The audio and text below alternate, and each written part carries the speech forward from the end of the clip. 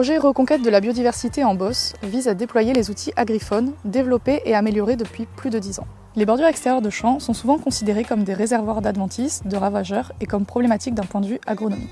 Cependant, elles présentent de réels intérêts écologiques et agronomiques méconnus. En effet, des bordures bien gérées sont favorables à la biodiversité et présentent un atout agronomique en servant de gîte et de couvert pour de nombreux auxiliaires de culture, carabes et pollinisateurs.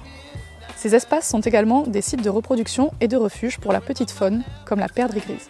L'association Hommes et Territoires développe une action de promotion des bordures de champs et de leur restauration via un réseau de 15 agriculteurs volontaires, répartis sur 5 départements de la Beauce et 2 régions, Île-de-France et Centre-Val de Loire.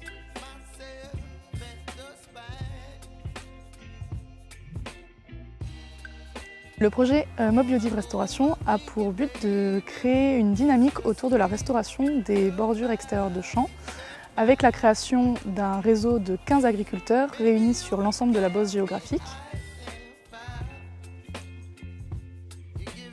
Au service environnement, on a accompagné l'association Hommes et Territoires pour identifier et recruter des agriculteurs volontaires sur les départements d'Yvelines et d'Essonne. Plusieurs agriculteurs ont été intéressés par la démarche.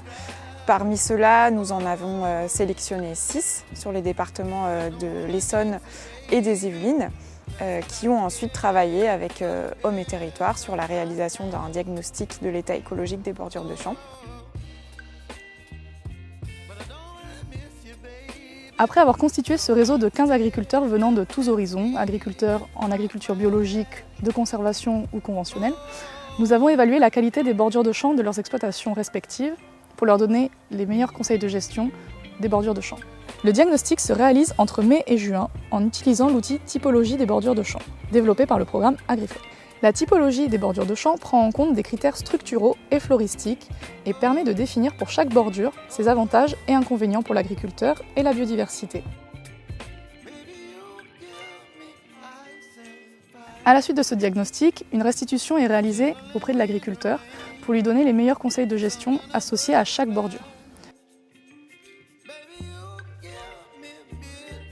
Ce qui était intéressant de voir au niveau du diagnostic de l'état écologique des bordures de champs, c'est que toutes les bordures de champs ne sont pas à restaurer, qu'il y a en général sur une exploitation à peu près un tiers de bordures de champs en bon état. Un tiers des bordures sont dans un bon état mais méritent peut-être une gestion avec une fauche précoce pour épuiser certaines graines d'espèces adventices. Et il reste un tiers dans un état un peu plus dégradé, un peu plus problématique au niveau des adventices, sur lesquels là on va intervenir pour restaurer et mettre en place des mélanges spécifiques. Pour réaliser le semis et restaurer les bordures de champs, on peut utiliser différents outils. Le semoir Sémaflore ou alors utiliser un semoir de limbe. Également, on peut réaliser un semis à la volée. L'avantage du projet porté par Hommes et Territoires, c'est qu'on est un groupe d'une quinzaine d'agriculteurs.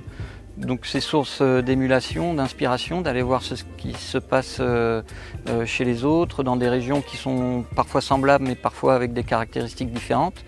Et j'imagine que ça va avoir une dynamique qui d'ailleurs va se propager au-delà des 15 du projet, j'espère.